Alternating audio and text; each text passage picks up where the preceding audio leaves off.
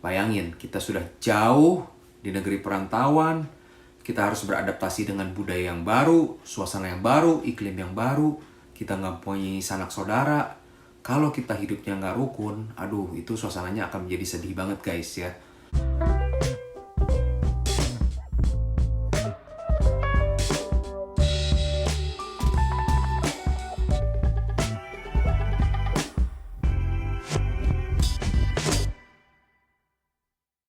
Halo guys, ketemu lagi nih dengan gua Darwin dalam channel pribadi gua Opini Darwin. Dan dalam video kali ini kita akan membahas mengenai sesuatu yang sangat penting apabila kalian berangkat ke sininya itu sebagai keluarga ya. Dimana ada suami dan istri saja ataupun suami istri dan membawa anak. Kalian harus hidup rukun. Kenapa? Nanti akan gua share berdasarkan research gua dan berdasarkan pengalaman gua ya guys ya. Semoga video ini meaningful dan bermanfaat bagi banyak teman-teman.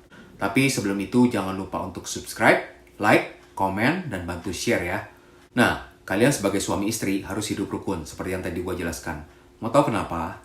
Karena yang pertama itu, banyak di antara kita yang akan berangkat sebagai nuclear family. Artinya kita hanya berangkat bersama istri atau bersama istri dan anak saja tanpa kita mempunyai sanak saudara guys. Bayangin, kita sudah jauh di negeri perantauan, kita harus beradaptasi dengan budaya yang baru, suasana yang baru, iklim yang baru.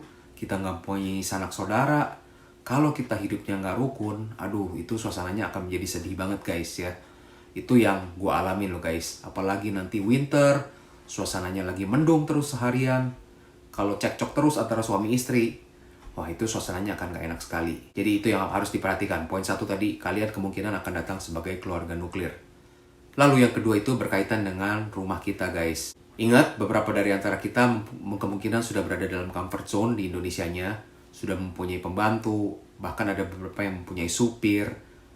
Tapi guys, di sini kemungkinan kalian akan bersih-bersih sendiri.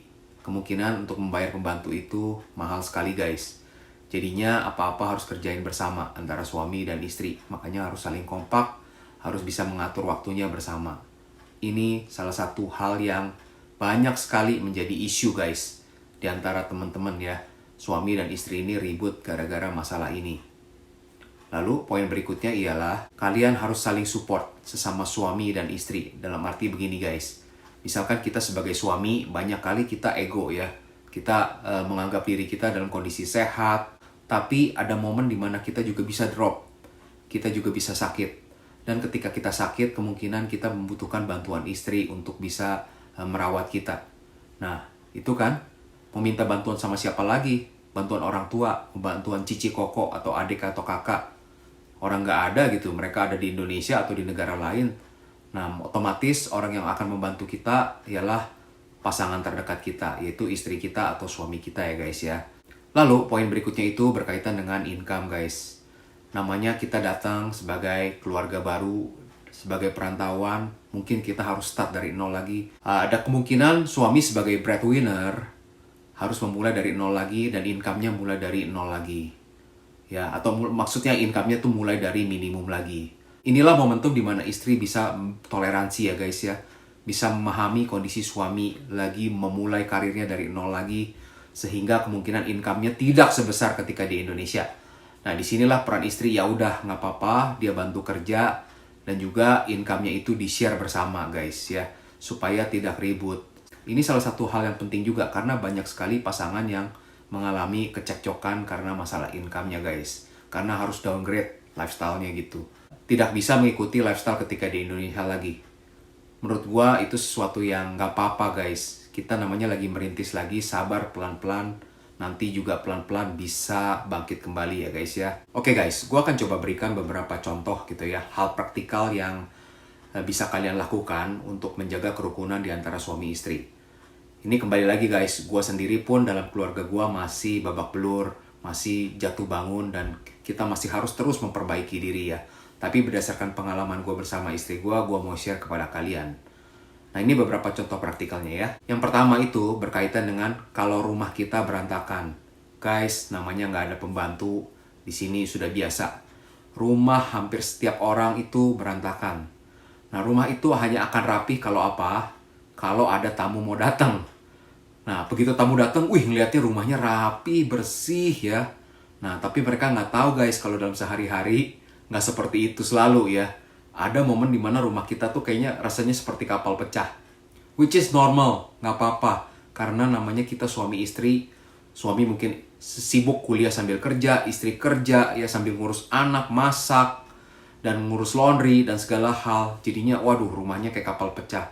Which is fine. Yang penting ada momen dimana weekend sama-sama melakukan kegiatan rapi-rapi rumah. Ya, jadi sebagai suami mungkin kadang-kadang terlalu nuntut. Begitu pulang abis kuliah capek terus harus kerja part-time sampai rumah ngelihat rumah eng-eng ya kayak kapal pecah. Wah, mainan anak bertebaran di mana-mana.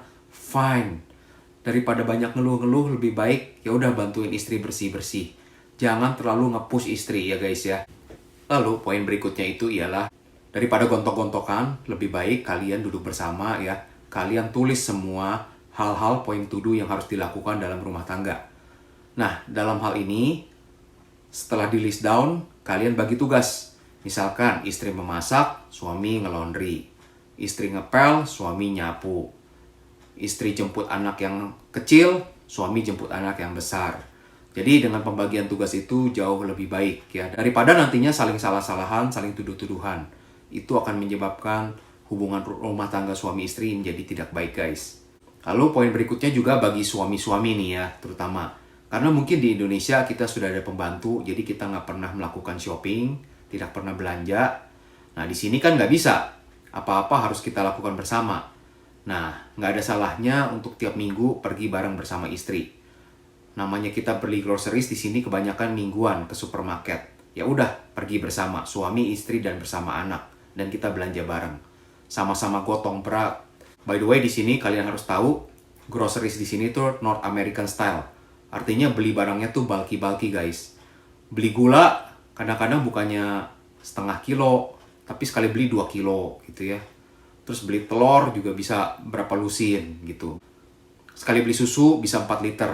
Jadi tuh teng-tengannya tuh berat-berat guys. Jadi nggak ada salahnya kita bantu istri kita untuk teng-teng groceries setiap minggu. Bantu temenin dia ya. Lalu poin berikutnya itu ialah berkaitan dengan memasak guys. Nah bagi beberapa laki-laki nih yang mau pindah ke sini, kadang-kadang mungkin di Indonesianya nggak pernah nyentuh dapur sama sekali ya. Karena sudah ada pembantu yang memasak buat kalian guys. Nah ingat kembali, kalau kalian mau hidup hemat di sini, cara terbaik ialah bisa masak. Dan jangan mengandalkan istri terus yang masak ya. Karena kan ada beberapa momentum di mana mungkin istri pulang kerja dan capek sekali ya. Sementara kita mungkin lagi school break gitu. Nah, nggak ada salahnya kita yang masak. Kita gantian memasak untuk istri. Dan ini juga berkaitan dengan istri. Ada beberapa istri yang zaman now ini udah modern ya. Jadinya mereka sibuk di karir mereka dan nggak ngerti tuh cara misalkan menjahit baju. Nah, ini sesuatu yang nggak ada salahnya kalian pelajarin juga di Indonesia. Misalkan nih, ternyata kemeja sang suami kancingnya copot. Nah, itu kan kalau kalian bisa menjahit, kan kalian bisa pasangin kancingnya kembali. Daripada sekali datang ke Chinese tailor gitu ya, harganya sekali pasang $7 gitu kan, sayang gitu ya. Lebih baik istri yang melakukan. Nah, bagi suami juga, gak ada salahnya kalian untuk belajar memasaknya itu bukan sekadar memasak, tapi memasak dengan sangat enak ya. Jadi masakannya itu kalau bisa cari tahu sang istri itu makanan favoritnya apa, dan masakin deh ya. Dan masakinnya dengan rasa yang sangat enak sekali guys. Nah kan enak tuh begitu istri pulang kerja ya, kita masakin ya, jadi istri seneng kan makan makanan favorit dia. Nah tinggal pas malamnya ternyata badan kita pegel-pegel, tinggal kita bilang, "Mih tadi masak makanan buat mami nih capek banget nih, jadinya badan papi pegel-pegel, bisa tolong pijetin gak?" Nah akhirnya kan luluh tuh hati sang istri. Jadinya si istrinya mijetin kita deh. Nah itu kan lumayan kan. By the way, ini joking ya. Gua rasa itu saja sih tips-tips yang gue bisa berikan ya berdasarkan pengalaman gue sehari-hari. Gue pun juga bukan ahli di bidang suami istri ya. Gue bukan ahli di bidang psikologi. Dan tiap keluarga tentu saja case-nya akan beda-beda. Tapi gue hanya memberikan hal ini untuk memberikan wawasan yang lebih kepada kalian semua. Sampai di sini dulu video gue. Dan thank you for watching. Jangan lupa untuk subscribe bagi yang belum, like, komen, dan bantu share ya. Sampai jumpa di video berikutnya. Bye!